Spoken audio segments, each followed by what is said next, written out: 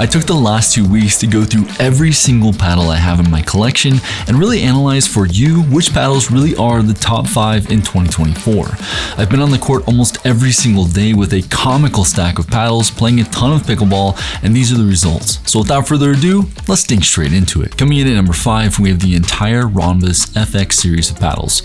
Every person I've let try these paddles falls in love with them, and I really love them myself. The 3-paddle FX series comes in at $180 each, and you can get $20 off using code STSPickleball at checkout, making them just $160. I think what Ronbus did here was extremely smart, adding a very thin grid layer of carbon fiber underneath the face, which gives it more dwell time, increasing spin and feel off the face without sacrificing durability. Most paddles rely on heavy grit on the face, which will wear down because of the extreme peaks and valleys of the grit.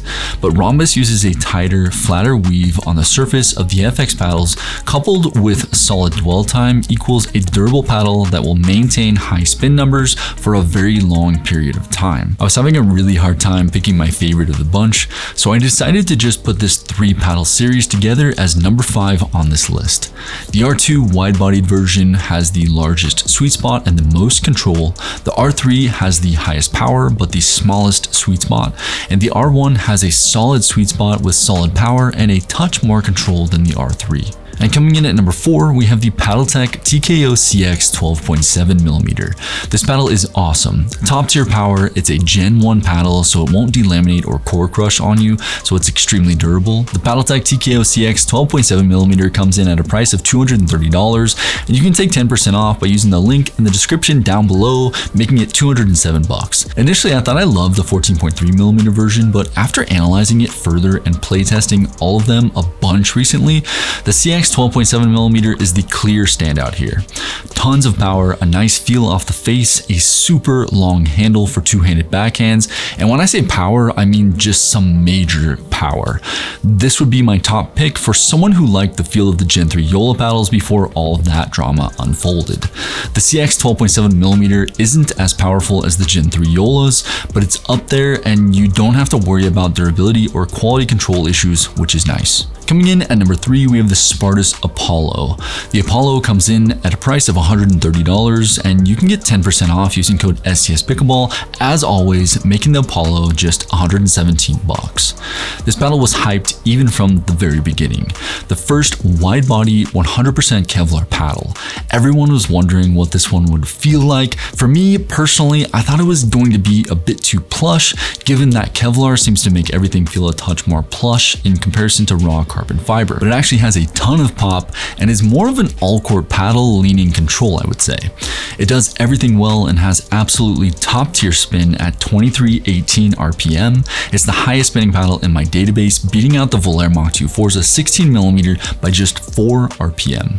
I personally think combining 100% Kevlar and a wide body design and offering it for $117 after discount code is just a win-win-win. If you're looking for a more all-court paddle with a huge sweet spot and top tier spin, this just might be the one for you. At big number 2, we have the Volair Mach 2 Forza. Specifically for me, the 16mm version, but I think the 14mm is absolutely incredible as well. The Mach 2 Forza comes in at a price of $180, and you can get $18 off using code STSPickleball, making it just $162. This was my personal favorite paddle when I first picked it up. Solid pop, enough power for me personally, and just tons of control and spin.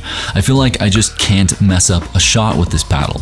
The number 2 highest spinning paddle in my database at 2314 RPM, the Mach 2 Forza is a control monster.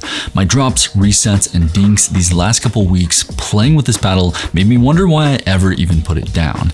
And as I get better and better at this incredible game of pickleball, I see how incredibly important it is to have drops, resets, and dinks be the priority for the majority of players, including myself. I don't have a Ferrari forehand like Jack Sock. I have enough power to put the ball away when I need to, and I want a paddle that will place the ball where I want, when I want, even under pressure, and the Mach 2 Forza does that.